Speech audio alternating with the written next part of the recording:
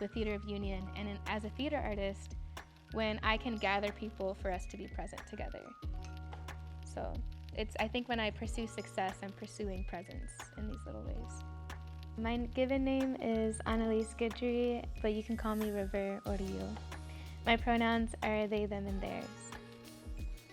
For the festival, I'm offering, it's a 3-part series. The best things come in threes.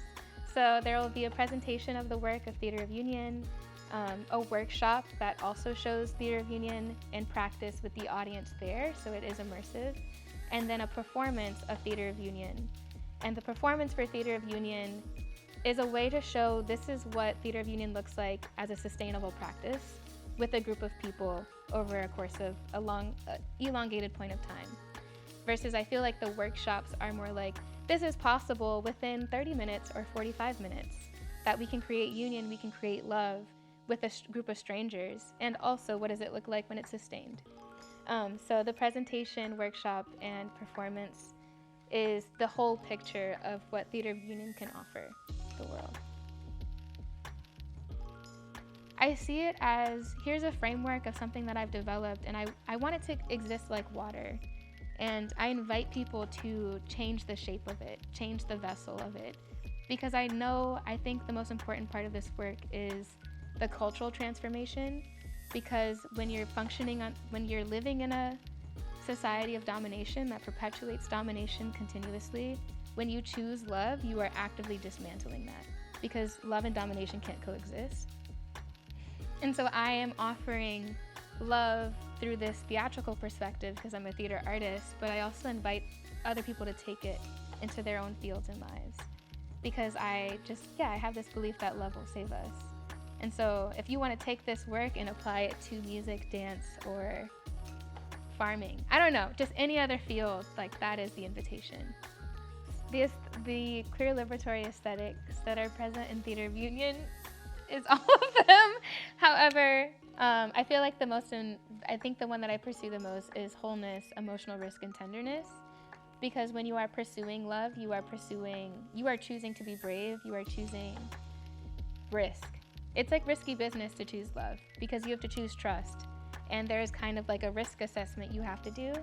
And it requires a sense of faith of like, okay, I just have to trust that people can hold my story well. And also trust that I can hold other people's stories too. And so in practice of Theater of Union, I think wholeness, emotional risk, and tenderness are at the forefront.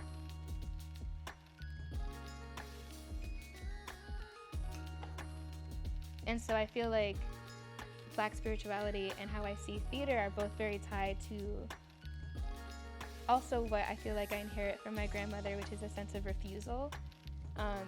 A refusal to not to give up, or a refusal to comply to our larger systems. And what grounds that refusal is a gathering.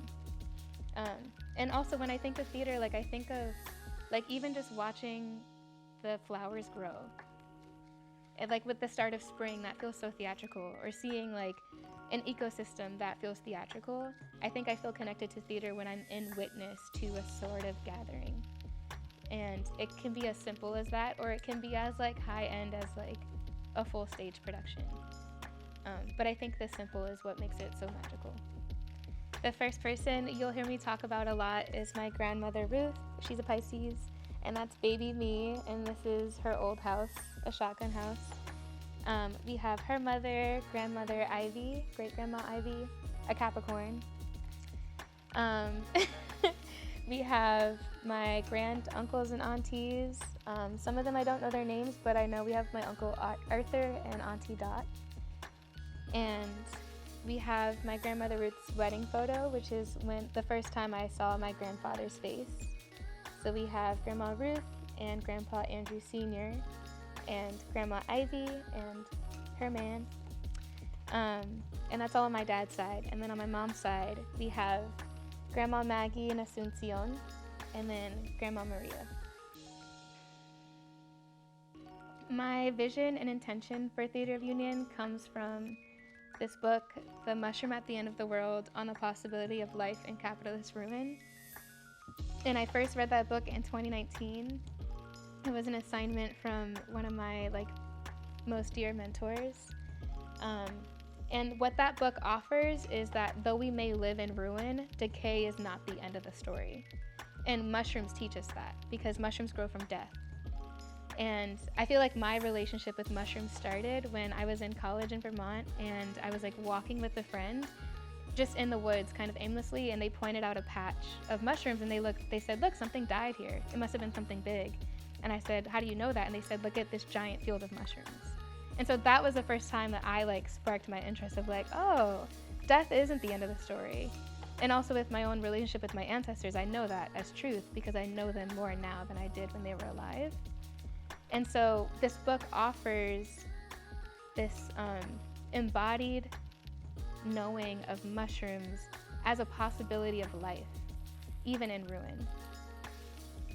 And so I feel like that is my intention of the work, is to give a possibility that we can get better than what our current state is living in.